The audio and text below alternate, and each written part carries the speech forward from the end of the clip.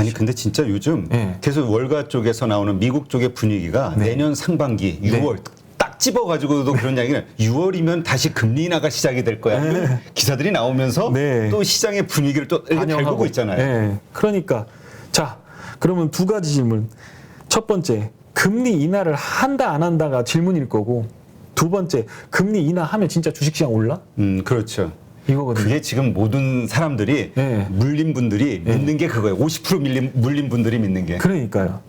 그러니까 그게 아까 말씀드렸던 거 그 94년도는 뭐였냐면 실업률이 6.4부터 땡기기 시작했어요. 자연 실업률이 4%라고 하면 5%부터 금리를 인상하기 시작해서 자연 실업률 되면 딱 중립금리라고 지금 보면 중립금리라는 얘기가 나오잖아요.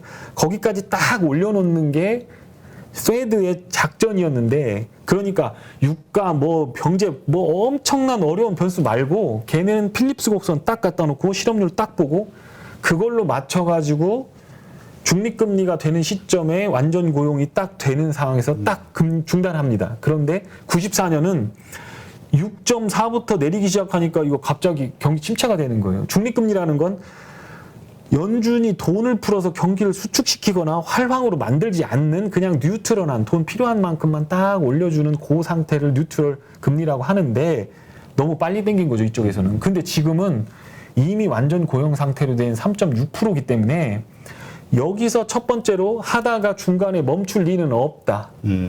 그러니까 채권 시장에서 사고 팔고 하면서 뭐 커머디티 가격 떨어지고 WTI 가격 떨어지고 뭐 이렇게 하면서 경제가 좀 어려워지니까 페드 풋이 발동을 할 거라고 하는 기존의 10년 동안의 뷰를 가지고 지금 상황을 보니까 그런 건데 페드가 보는 지표에는 그게 없다.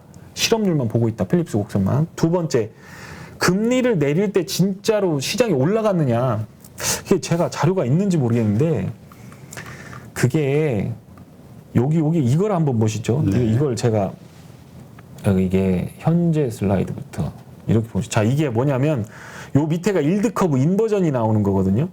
일드 커브 인버전이라는 건 뭐냐면 10년물 장기 국채에서 2년물 단기 국채를 빼주는 거거든요. 네. 그러면 그 원래는 10년물이 3%면 2년물은 1% 이래야 되는 상황입니다. 근데 그게 이게 플랫이 되거나 뒤집힌다는 얘기는 중앙은행이 단기 국채 금리를 막 끌어올릴 때 그런 일이 발생합니다. 그러니까 이렇게 검은색 화살표로 쫙쫙 빠지는 때는 금리를 계속 땡기기 시작할 때 이렇게 되는 거고 은행에서 유동성이 더 이상 나가지 않도록 통제하는 수단이 페드의 금리 인상이 되는 겁니다. 근데 중요한 건 여기 보시면 이렇게 빠져 있을 때는 시장이 멀쩡하죠. 이렇게 멀쩡합니다. 네. 그러다가 금리를 다시 풀기 시작하면서 크러쉬가 나옵니다.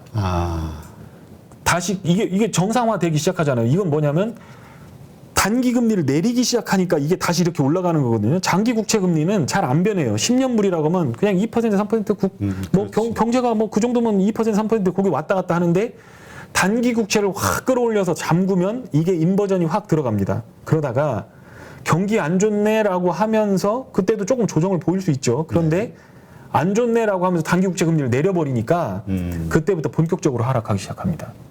그러니까 자료를 좀 제대로 찾아보셔야 된다.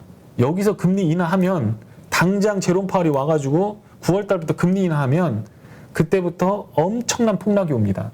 그걸 상식적으로 얘기하면 18개 지역 연방은행의 3,000명의 데이터, 박사급 자료를 얻어서 그걸 그중에 10% 되는 석학들이 분석을 해서 야 경제 침체다 라고 하는 걸 테이블에 딱 올려놓고 요걸 보고 제롬 파월이랑 의원들이 앉아서 큰일 났네 죽겠네 이거 초크 그만 줘야 되겠다라고 하고 풀기 시작하면 그건 다른 말로 얘기하면 아 지금 경제가 무너지고 있구나 이게 배가 기울어지고 있구나 시그널. 네, 그거를 개런티를 해주는 거죠. 그러니까 그때부터는 주식이 막 쏟아지는 거죠. 그러니까 정말 중요한 건 금리를 올리다가 멈추면 사람들이 사요. 그러니까 지금 그때가 매수의 시그널 아니냐. 네, 아니야. 상승의 시작 아니냐 이렇게 본단 말이에요. 아니에요. 자, 아니야. 이제 몰라. 지금은 뭐 이거면 다를 수 있으면 아니다. 여기서 너무 절대적으로 얘기하면 또 815한테 패가 되니까. 아니 괜찮아요. 아니에요. 편안하게 생각하시면 편안하게 제 생각 예를 말씀드릴게요. 거기서 주식 사면 죽어. 진짜 하락은 정말 큰 하락은 금리를 거기서부터 인하하기 시작하면서 리세션과 기업 실적이 부러지는 것들을 4개월에서 8개월 동안 반영해서 주가가 확 부러져야 돼요. 그게 진정한 리세션이에요. 그게 안 들어가면 올라가 버리거든요. 그 자료를 제가 갖고 왔습니다. 여기를 한번 보시죠. S&P 500의 베어마켓, 약세장, 네. 20-30% 빠지는 것들은 있었습니다. 근데 여기 보시면 일드 커브 인버전이 없었다라는 거예요. 10년하고 1년물입니다. 지금 이게 마이너스로 들어갑니다. 그러니까 단기 유동성을 얼마나 조이느냐. 2년물은 이미 벌써 3달 전부터 제로로 들어가기 시작했고, 이제 1년물하고 이제 3개월물까지. 그러니까 단기적으로 ABCP라든가 이런 거 하는 애들까지 다 잠기는 거거든요. 네. 그런데 그게 없었습니다. 그런데 장은 내렸죠. 그리고 여기 보면 전미 경제조사국에서 조사했을 때 리세션 있었냐? 없었습니다.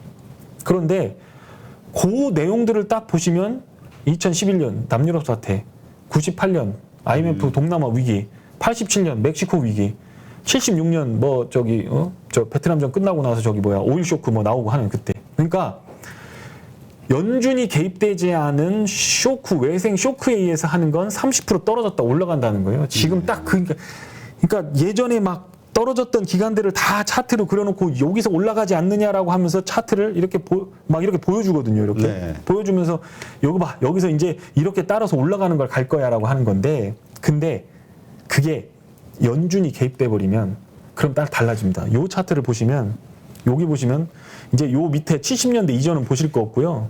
여기 보시면 다 일드 커브가 인버전 됐었죠. 인버전 되고 그러고서 증권 시장이 다 피크아웃이 됐습니다. 까였죠. 근데 딱 보시면 여기 닷컴 버블 00년 닷컴 버블이 있는데 여기만 보십시오. 여기는 먼저 시장이 빠져버렸어요. 그리고 나서 일드 커브 인버전이 들어갔던 거예요. 다른 말로 얘기하면 시장 자체에 너무 과열이 있는 거를 보고 연준이 그제서야 의도적으로 잠궈서 까꾸러뜨렸으니까 여태까지 있었던 연준에 의해서 의도적으로 만들어진 하락장은 닷컴 버블을 빼놓고 나머지는 다 일드 커브 인버전 되고 나서 실물 경제까지 부러뜨리는 흐름까지 다 나왔다는 거예요. 그런데 지금은 이미 3개월 전부터 시장 풀어졌잖아요. 그렇죠. 그러니까 지금 닷컴 버블하고 똑같죠. 시장 자체적인 오버웨이트, 시장 자체적인 오버밸류, 오버 레버리지, 그게 무거워서 이슬처럼 툭 떨어진 거죠. 그런데 그렇게 되면 제롬 파월이 마음을 바꿔서 말씀하신 대로 시장이 하니까 막 죽는 소리 하니까 하니까 마음을 바꿔서 해야 되는데 이제 연준은 그걸 조이기 시작했다는 거죠. 그러니까 이게 이렇게 되면 앞으로 평균적으로 8개월, 요거 1 빼고, 요 마이너스 숫자 다 빼고, 더해보면 12개월이 나오거든요. 네. 8에서 12개월 후에는 리세션에 진입합니다. 그러니까 지금 떨어진 건 역금융 장세로 인해서 무거워서 떨어진 거고, 페드가 타격하는 자산 가격 하락은 이제부터 시작이고, 그 일드 커브 인버전이 이제 이렇게 나오는데, 그렇게 해서 막 버티고 그러면 아까 차트 보여준 것처럼 올라갔다 내려갔다 할 겁니다. 이런 식으로 올라가기도 하고 올라갈 수 있죠 이번에. 그렇죠. 그러면 이제 상황 해제 이럴 수 있는 건데 그게 아니라 실제로 막 빠지는 건 여기 금리 인하하기 시작하거든요. 여기부터 이렇게 빠지는 거죠. 이거 하락이 정말 무섭습니다. 이거 하락이 이게 50% 넘어. 그러니까 이미 우리 30% 조정 받은 걸로 버블이 어느 정도 해소가 됐고 어느 정도 조정이 끝났으니까 바닥에 대한 기대감이 있는데. 이제 본격적인 리세션에 대한 사실 금리 인상보다도 긴축에 더 초점을 맞추라는 얘기도 있잖아요. 그렇습니다. 이게 되면은 이 시점에서도 더 말씀하신 50% 이런 식으로 더 내려갈 수도 있다. 그렇죠. 그러니까 지금은 왜 예전의 상황을 계속해서 똑같이 보니까 사람들이 다 틀리는 거거든요. 하긴 우리 작년 말까지 올 초까지도 많이 얘기했던 것이 과거의 데이터를 보면 금리 인상기에는 주가가 올랐어. 이 얘기가 그냥 일반적이었단 말이에요. 그러니까 그 얘기를 제가 드리는 거예요. 그게 딱 맞거든요. 저도 그렇게 얘기하고 다녔거든요. 근데 그때 보시면 실업률이 5.2에서 4.0까지 떨어지고 있는 과정에서 금리 인상이었기 때문에 경제가 개선되는 과정에서 스텝 바이 스텝으로 조절을 해줬어야 되는 거죠. 내리막길에서 브레이크를 밟았어야 되는 건데 지금은 내리막길 끄트머리까지 왔는데 엑셀에서 발을 안 떼고 있었던 상황이라서 지금은 상황이 완전히 다르다. 그렇게 되는 거고, 여기 이 차트를 보시면 이게 이제 베이지북이라고 하는, 그러니까 연준 의사록이죠. 거기서 나오는 리세션 언급에 대한 내용입니다. 보면 1990년대 이후로 연준 의원들이 리세션 해가면서 얘기하는 거가 이렇게 많이 횟수가 언급됐다는 겁니다. 아, 그래요? 그러니까 시중에서 구글에서 뭐 이렇게 하는 거는 대중의 어떤 트래픽을 얘기하지만 상황을 놓고 완전히 보고 있는 사람은 이게 리세션이 올 것 같은데 우리가 금리 정책으로 할 수 있는 건 이 망치 하나밖에 없다. 그러니까 이게 사과를 깎든 뭘 하든 이 도구가 다른 게 있어야 되는데 이 망치로 사과를 깎아야 되는 이런 상황이 된 거죠, 이게. 그러니까 깨질 수밖에 없는 상황이에요. 그러니까 그거에 대해서는 보수적으로 생각하면서 들어가는 게 맞는 것 같다. 그리고 만약에 장을 사실상 돌리는 흐름이 나온다라고 하면 그러면 그때서 한두 달 늦게 태워도 충분히 먹을 수 있지 않겠나 이런 생각을 하는 겁니다. 그러니까 지금은 반등이다.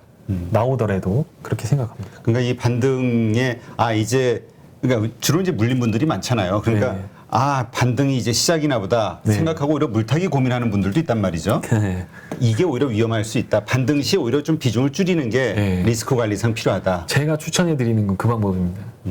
현금 갖고 있으면 리세션이라는 걸 추상적으로 뭐 경제학적으로 얘기하지 말고 이게 금인데 이게 금이 17만 원, 20만 원 하던 게 36만 원인데 제가 18만 원에 샀던 기억이 있습니다.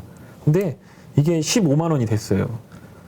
그 생각해보면 리세션이 오면 금값이 오른다라고 하는 사람들은 되게 경제 모르는 사람들이에요. 시계며 샤넬백이며 금 붙이며 돈 없으면 갖다 먼저 내다 팔지. 정관 그렇죠. 현대포에다가 깎아서 팔지. 근데 무슨 그게 금덩어리 값이 오르나요? 그 말도 안 되는 소리예요. 지금 하락하고 있죠. 하락하고 있죠. 실제적으로. 부동산 자산 가격이 전체적으로 다 하락. 그러니까 이게 싼 거 좋은 건 아는데 아파트고 주식이고 뭐고 다 싼 거는 아는데 그거를 살 돈이 없는 상황이 리세션이거든요. 은행도 돈줄을 잠궜지. 그 다음에 내 돈도 다 없지. 주식은 다 물렸지. 이 주식 사놓으면 배당도 받고 지금 한번 들어가기만 하면 엄청 좋은데 캐시가 없는 상황. 그 상황이 리세션인데 만약에 페드가 이번에 커멘터리를 하면서 지금 보면 렌트라든가 웨이지 그로스를 보면 아직까지 민중은 목말라 있습니다. 왜냐하면 인플레가 높기 때문에 요 월급 가지고는 살 수가 없는 상황에서 잡 오프닝은 굉장히 많거든요. 그러니까 오라는 사장들이 많아. 일로 와. 돈 더 줄게 와. 시간당 임금 10,000원인데 저 12,000원 줄게 와. 그랬더니 옆에 있는 사장이 13,000원 줄게 와. 13,500원 줄게. 이렇게 하면서 월급이 올라가야 되는 상황인 거죠. 그게 없으면 돌아가질 않으니까. 그러니까 페드에서 보았을 때 돈 못 벌고 딱히 없어도 되는 기업들은 문 닫아라. 돈줄을 죄버리는 거죠. 그렇게 해서 급격하게 조정을 하면 10년물하고 3년물, 10년물하고 1년물, 국채금리, 일드커브, 인버전이 확 나오면서 은행들은 단기적으로 ABCP라든가 전단체 같은 거 신이 말해서 그런 것들 발행을 하는 기업들이 그걸 할 수 없도록 다 조여버리는 거죠. 그러면 돈줄이 말라버리니까 팔 것들 다 갖다 팔아먹고서 돈이 안 돌면 다 부도나는 거죠. 그러면 레이오프가 나오는 거고 그렇게 되는 상황에서 실업률이 올라가는데 자 저는 기본적으로 나온다라는 가정하에서 얘기를 드리고 있습니다. 네. 그러면 그 리세션의 크기, 리세션의 길이, 그 리세션의 정도 그리고 그걸 거기서부터 아웃 오브 하는 그 상황을 얘기할 수 있어야 되지 않습니까? 그 상황이 어딜 거냐?